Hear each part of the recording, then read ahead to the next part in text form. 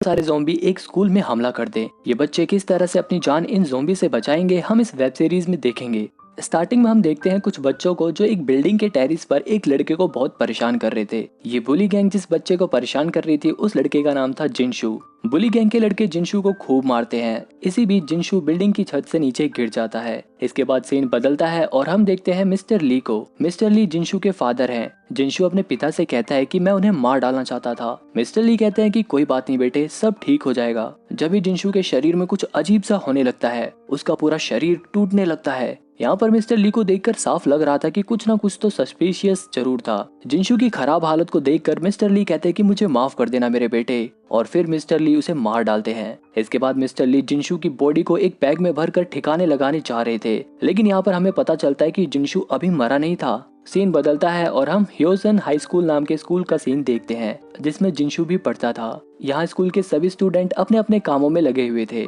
अपनी अपनी एक्टिविटीज कर रहे थे। इसके बाद हम देखते हैं एक लड़की को जिसका नाम था योनजो।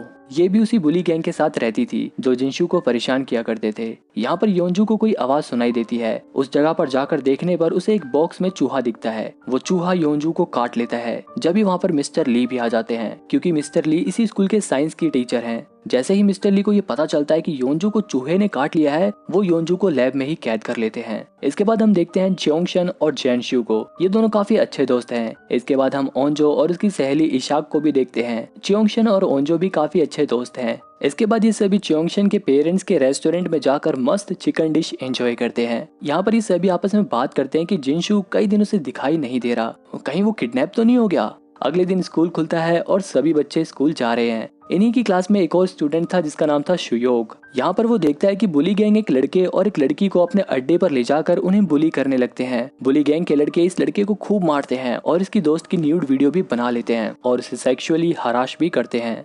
ओंजो अपनी क्लास के लड़के शुयोग को काफी पसंद करती थी। उसकी नजर हमेशा शुयोग पर ही रहती थी। थोड़ी देर में क्लास स्टार्ट होती है और टीचर इनसे पूछती है कि क्या किसी ने योंजू को देखा है। उसका कल से कुछ पता नहीं चल रहा, लेकिन किसी को भी उसके बारे में कुछ मालूम नहीं था और पता भी कैसे चलता, क्योंकि उसे तो मिस्टर ली ने साइंस लैब में कैद कर रखा था। इधर योंजू की हालत बहुत ज्यादा खराब हो गई थी और वो अपने हाथों में लगे लॉक को तोड़ देती है। इसके बाद हम क्लास का सीन देखते हैं जहाँ पर एक टीचर बच्चों को पढ़ा रही थी। जब एक लड़की के पेट में कुछ प्रॉब्लम लग रही थी, इसलिए वो टॉयलेट चली जाती है। क्लास के बीच में ही थोड़ी देर बाद योंजू यहाँ पर आ जाती है। उसकी हालत को देखकर क्लास के सभी बच्चे एकदम हैरान हो जाते हैं। यहाँ पर योंजू सबको बताती है कि मिस्टर ली ने मुझे कैद करके रखा था और उन्होंने मुझे पता नहीं कौन कौन से इंजेक्शन लगाए। टीचर शुयोग, ओंजो और उसके दोस्तों की हेल्प से योंजू को स्कूल के फर्स्ट एड रूम में लेकर जाती है। डॉक्टर फटाफट उसका इलाज शुरू कर देती है, लेकिन योंजू की हालत काफी ज्यादा खराब थी, इसलिए डॉक्टर उसे इंजेक्शन लगा देती है और उसे हॉस्पिटलाइज करने के लिए एम्बुलेंस को कॉल कर देती है। इसके बाद स्कूल में एम्बुलेंस आ जाती है और योंजू को लेकर हॉस्पिटल की ओर निकल जाती है। इसके बाद क्लास में जाते जाते ओंजो शुयोग को डेट पर चलने के लिए ऑफर करती है। शुयोग कहता है कि तुम तो च्योंगशन को डेट कर रही हो ना। ओंजो कहती है कि नहीं नहीं, हम तो सिर्फ अच्छे दोस्त हैं, बस और कुछ नहीं। इधर टीचर और प्रिंसिपल इस पूरे मैटर के बारे में मिस्टर ली से बात कर रहे थे। जब भी वहाँ पर क्लास टीचर के बुलाने पर पुलिस और डिटेक्टिव की टीम भी आ जाती है और मिस्टर ली को गिरफ्तार कर लेती है। वहीं स्कूल की डॉक्टर को ये पता चलता है कि जब वो योंजू को इंजेक्शन लगा रही थी तभी योंजू ने उनके हाथ पर काट लिया, इसलिए उनके हाथ में काफी पेन हो रहा था और देखते ही देखते उस डॉक्टर की भी हालत बहुत ज्यादा खराब हो जाती है। इसके बाद हम देखते हैं कि स्कूल में लंच हो गया है और सभी बच्चे अपनी क्लास से बाहर निकल गए हैं। कैंटीन में ओंजो अपनी सहेली इशा को बताती है कि वो शुयोग को पसंद करने लगी है।